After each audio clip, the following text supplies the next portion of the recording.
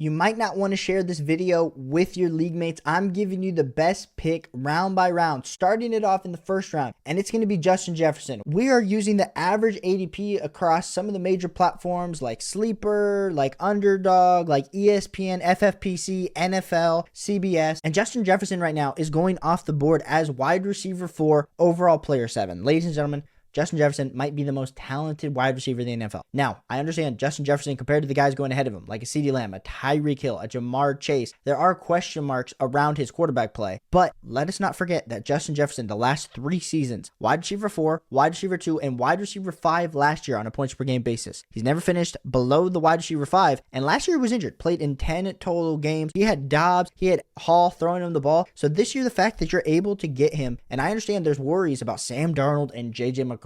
Trust me, he has played with worse, and last year was worse at wide receiver 5 points per game. Why are we overthinking Justin Jefferson? Listen, give me some Justin Jefferson in the first round, in the middle picks. It's absolutely asinine to me right now that he is averaging as overall player 7. First round, you got to get some Justin Jefferson. Now, moving on to the best pick in round 2. Now, this is kind of debatable because he's like an early second round pick, and sometimes he does go in the back end of the first. So for this exercise, he still counts for me, but it's going to be Garrett Wilson. And Garrett Wilson is very similar to me in the way that I look at Justin Jefferson, where Justin Jefferson, if you look at his overall splits, his first rookie season to his second year, very similar to what happened to Garrett Wilson. The only issue is that Garrett Wilson, even though he improved his targets, even though he improved his efficiency, he didn't have the quarterback play to support fantasy football season that was worthy of him actually being anything worthy of. Garrett Wilson has finished as a wide receiver 30 on a points per game basis the last 2 seasons, and the biggest worry with a guy like Garrett Wilson is, hey, you're having to draft him in the early second round, you're having to draft him at overall player 13, wide receiver 8, but we've never seen a wide receiver 8 finish from Garrett Wilson before.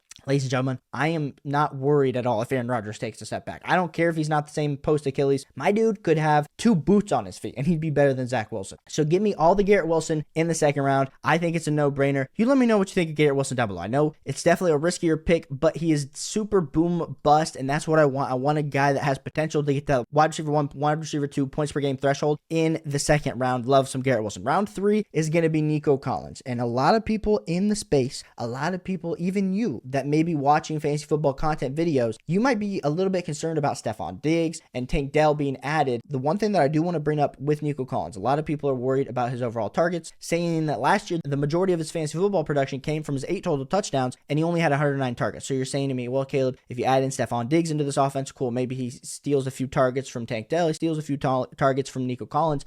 How can Nico Collins on 109 targets and 80 receptions continue on in this amazing efficiency to continue being what we would like to call a middling to back end wide receiver 1 in fantasy football? So that's why he's not being drafted as a wide receiver 1 in fantasy football. Like we said, right now he's going in the third round, wide receiver 15, overall player 29. My argument for Nico Collins is the same argument that I've been talking about all offseason. If you actually look at the splits of last year with Tank Dell and without Tank Dell, Collins actually performed better when he had Tank Dell playing alongside him. Now, I don't know if that was because he wasn't getting double covered. I don't know if it was because Tank Dell was able to open up some more space for Nico Collins. I don't understand the justification of it. I just know the numbers are the numbers. So, of course, I'm not worried about Nico Collins and Tank Dell. I am slightly concerned a little bit about Stephon Diggs, but I still, in my heart of hearts, and based on what we saw last year, Nico Collins is the alpha. Even when Tank Dell was having his amazing breakout, Nico Collins was still the one. I still think even if you add Stephon Diggs into this offense, I still think Nico Collins is going to be the one. And I think the value that you're getting him out of the third round with a guy that we saw have top middling wide receiver 1 points per game numbers last season makes me super excited for Nico Collins in the third round, because like we said, you're having to draft him like in the middle of the third round at overall player 29, wide receiver 15. So I love some Nico Collins. Best pick for me right now in the third round value. Moving on to round 4, and it's going to be Mark Andrews. Now, I do not have Mark Andrews as my tight end 1 by any stretch of the imagination. Right now, it is Travis Kelce, it is Sam Laporta, but then when you're really looking at it, would you rather have Mark Andrews? Would you rather have Trey McBride? Like, those are all worthy questions to have. But Mark Andrews right now consensusly is going 1 spot ahead of Trey McBride, and the thing that we've seen from Mark Andrews has been ultimate level consistency. Last 3 seasons, tight end 5, tight end 3, tight end 1. And last year was a little bit of a weird year. You had a new offense. You also had Mark Andrews, who only played in 10 games before getting hurt. I am excited for Mark Andrews in this offense. They didn't add anybody of significance in this Baltimore Ravens passing attack. Of course, Zay Flowers is probably going to take another step. So have Isaiah Likely, but they got rid of OBJ. So as much as I love to look at the stats, like the last 2 seasons before he got injured, injured. In 2022, had 113 targets, 154 targets in 2021 when he was the tight end 1. Now, I'm not projecting that he gets 154 targets. I think that's a little bit probably at the top end ceiling, of course, being the tight end 1. But I do think he can get back to that 115 to 125 target range for this Baltimore Ravens passing attack, which is going to lead Mark Andrews to be a top 3 tight end this year, which I think is exceptionally valuable when you're able to get him in round 4, when you're able to get that points per game advantage. I mean, last year you were having to take Travis Kelce in the first round. This year you're having to take Travis Kelce in like the second to third round, depending on your league format. I like some Mark Andrews. I think he's had a similar level upside. Absolutely love Mark Andrews in the 4th round. Moving up to my favorite pick in the 5th round, and it's going to be Malik Nabers. And you're going to be saying to me, if you drafted on these underdog streets, Caleb, Malik Nabers is not a 5th round pick. He's being drafted in the 3rd round on underdog. Well, surprise, surprise. If you actually go look at his overall ranking, when you take the average of all the different sites, he is 5th round pick at overall player 52, wide receiver 25. And the same things that we love with Marvin Harrison Jr., the upside, the lack of target competition, we like with Malik Nabers, because Malik Nabers, as much as Marvin Harrison Jr. was a generational type prospect, if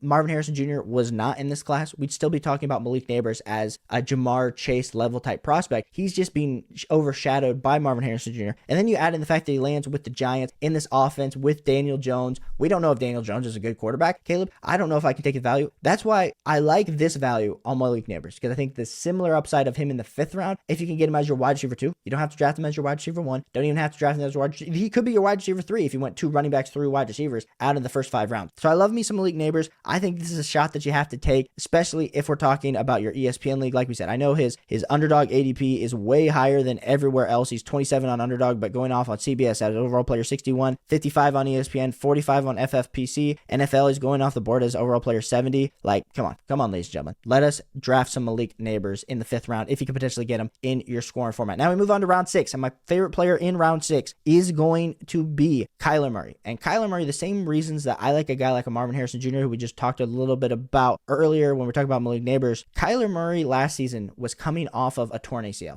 And even though he was coming off a torn ACL, he still rushed for 244 yards and averaged 18.9 fantasy points per game. Even though he didn't have a ton of passing touchdowns, even though he didn't have the most passing yards, now we're entering in this new year of Kyler Murray, a full year removed off of that ACL, and you do no longer have Cliff Kingsbury in that horrid, treacherous offense. I think we could be talking about Kyler Murray has top 3 quarterback upside, because we've seen him finish as a QB3 and a QB4 on a points per game basis before. That was back in 2020 and 2021. Now he's been a little bit dinged up the last 2 years, so it's hard for us to really say, hey, can he get back to that point? He's getting a little bit older. We like to see these rushing quarterbacks that get banged up. I don't like taking guys that are injury prone. And I totally hear you on that, but the fact is you're getting round 6 Kyler Murray. You're not even having to draft him in round 4 or round 5, which you would have to be doing with a guy like a Lamar Jackson. I think Kyler Murray has a similar level upside to a guy like Lamar Jackson. So it makes me super excited when we're looking at Kyler Murray in the 6th, because if for some reason you miss out, I know there's some great quarterback values right now between Patrick Mahomes and Josh Allen have been pushed a little bit later down the board compared to last year at this time. So it's really pushing all the quarterbacks down the board. But a guy like Kyler Murray, I like Kyler Murray just as much as a guy like Joe Burrow. And Joe Burrow is going about a round earlier in fantasy football draft. So go get some Kyler Murray, my favorite pick in the 6th round. My favorite pick in the 7th round is going to be Mr. Diontae Johnson, who got traded for the Pittsburgh Steelers to the Carolina Panthers. Now, Dave Canales earlier this last week said that, hey, we are looking for Diontae Johnson.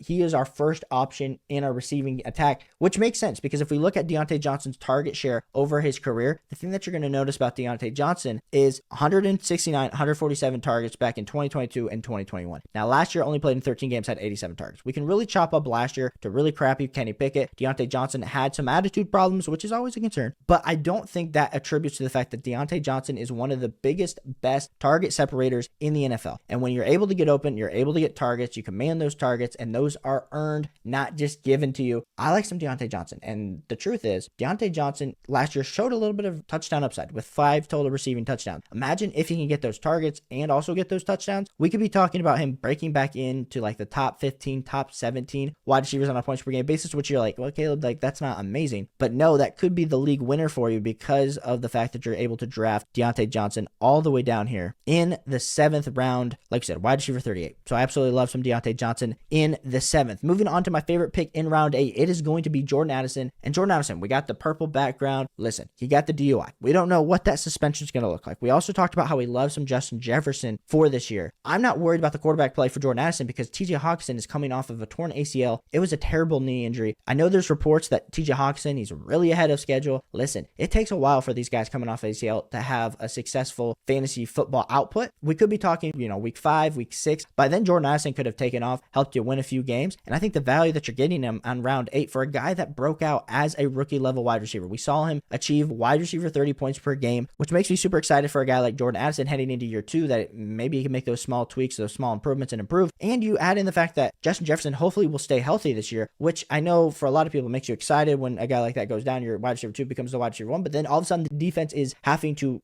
add extra coverage on you instead of when you're like the Juju Smith-Schuster and Antonio Brown, where you're able just to be open all the time. That is what Jordan Addison is to me. And I think the value that you're able to get, like we said right now, in these drafts with a guy like Jordan Addison, who's going off the board as a wide receiver 40 overall consensus, overall player 89. Absolutely love that 8th round value. Now, my favorite player in round 9 is going to be Brock Bowers. And my reason for Brock Bowers in the round 9 really is he is maybe the most talented tight end prospect of all time, arguably over the last 10 years. I know Kyle Pitts was that, but Brock Bowers is better than Kyle Pitts as a prospect. And Brock Bowers slides into a situation that a lot of people are concerned with the Raiders situation, with having Aidan O'Connell. At the same time, the thing that I want to bring to the attention is they're going to be terrible. And besides Devontae Adams, Brock Bowers is going to be the only person they can throw to. And what do inexperienced, crappy quarterbacks like? They like a good tight end. Now, I'm not scared about Michael Mayer because Michael Mayer is used more in the inline tight end, where Brock Bowers can be more of that slot, actual receiving tight end, which makes me excited. We've seen great things from rookie tight ends over the last few years. And no, I'm not saying that Brock Bowers is all of a sudden going to break out and be like a Sam Laporta, but if you waited on tight end, if you missed out on all those guys that we talked about earlier, and you're kind of stuck, hey, I need some upside level shots. You missed out on Evan Ingram earlier. You missed out on Jake Ferguson, and you're like, hey, I'm sitting here, I'm team 8 or team 9 in the league, and I don't have a good tight end. Brock Bowers is going to be that guy for me that could potentially have some of those boom weeks that get you in that same points per game stratosphere as a guy like a Mark Andrews or a Dalton Kincaid. My favorite pick in round 10 is going to be Mr. Trey Benson, who overall is going off the board as overall RB37, overall player 112. And Trey Benson, for as much as we love James Conner, and I've talked about, I love the value on James Conner this year. I think James Conner, we've seen him be super productive.